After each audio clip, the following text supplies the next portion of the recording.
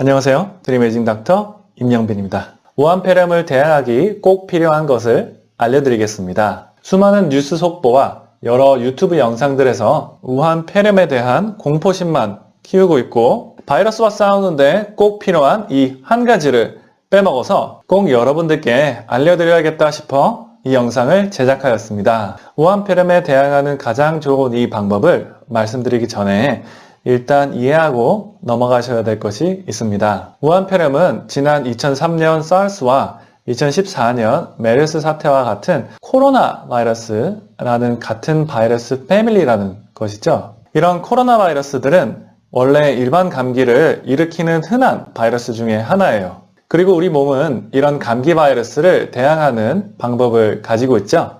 바로 바이러스를 죽이는 면역력인데요. 우리는 이런 면역력이라는 군대가 언제나 건강하고 잘 훈련되어 있다고 가정하지만 그렇지 않은 경우가 참 많아요. 예를 들어 면역력이 1년 내내 좋으면 겨울철에는 왜 감기가 걸리겠어요? 우리 면역력이 겨울철에 좋지 않은 이유는 겨울철에는 해가 짧아 햇빛을 그렇게 많이 못 받으니 비타민 D 수치가 낮아져서 그렇습니다.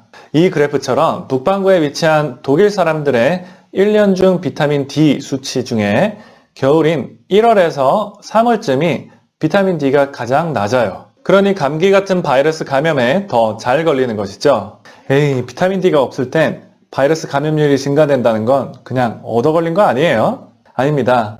비타민 D가 수많은 면역세포와 협력하여 이런 면역세포들을 제대로 훈련시켜 막강한 군대로 만들어준다는 연구 결과가 참 많습니다. 특별히 코로나 바이러스가 갖고 있는 두꺼운 껍데기는 카탈리사이딘이라는 미사일로 파괴가 가능한데요. 바로 이걸 비타민 D가 생성을 하게 도와줍니다. 그리고 전염병학적으로 볼 때 비타민 D가 가장 적은 지역들을 보시면 1등, 2등은 바로 중동 지역과 중국입니다. 딱 2014년 메르스와 2003년 사스의 본고장이 왜 이 지역인지 아시겠죠? 그래서 지난 12월에 변종된 바이러스가 비타민 D가 낮고 면역력이 낮은 우한시 주민들에게 딱 달라붙어서 인간들을 감염하는 방법을 터득한 것입니다.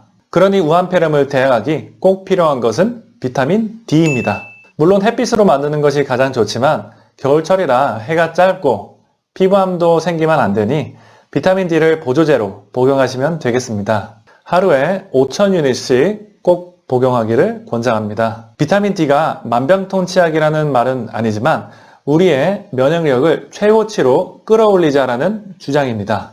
독감 바이러스에는 타미플루가 있고 에이즈 바이러스에는 에이즈약이 있지만 이런 신종 코로나 바이러스에는 비타민 D로 면역력을 키워 대항하는 것이 더욱 정확한 약이 출시되기 전까진 지금으로선 최선의 선택입니다. 물론 비누로 20초 이상 손을 잘 씻고 코나 입 만지지 말고 마스크 착용하시고 되도록이면 아픈 사람이 많은 공공장소는 피하는 것이 기본인 거 아시죠? 우한폐렴과 같은 전 세계 건강을 위협하는 질병일수록 단합하여 맞서 싸워야 한다고 생각합니다.